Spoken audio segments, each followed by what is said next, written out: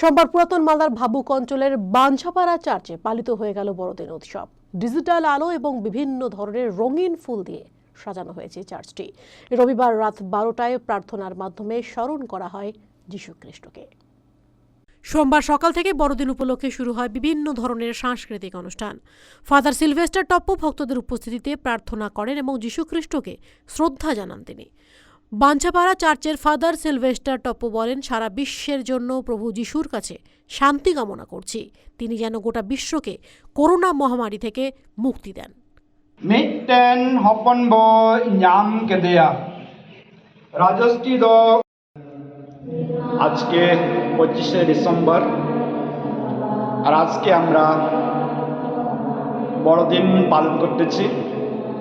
বড়দিন অর্থাৎ যিশুর জন্মদিন। আর আজকের এই দিনে শুধু খ্রিস্টানরা নয়, কিন্তু বিশ্বের সবাই আনন্দিত। কেননা যিশু এই জগতে আসলেন মানব রূপ ধারণ করে, শুধু খ্রিস্টানদের জন্য নয়, কিন্তু সকলেরই জন্য, এই পৃথিবীর সমস্ত মানব জাতির জন্য।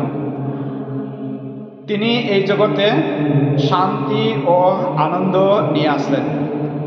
তিনি এই জগতে আলো হয়ে আসলেন, সকলকে আলোর পথে নিয়ে যাওয়ার জন্য, সকলকে সেই আনন্দ এবং খুশি দেওয়ার জন্য, যে আনন্দ তিনি স্বর্গ থেকে পিতা ঈশ্বরের কাছ থেকে এই জগতে, এই পৃথিবীতে নিয়ে এনেছিলেন।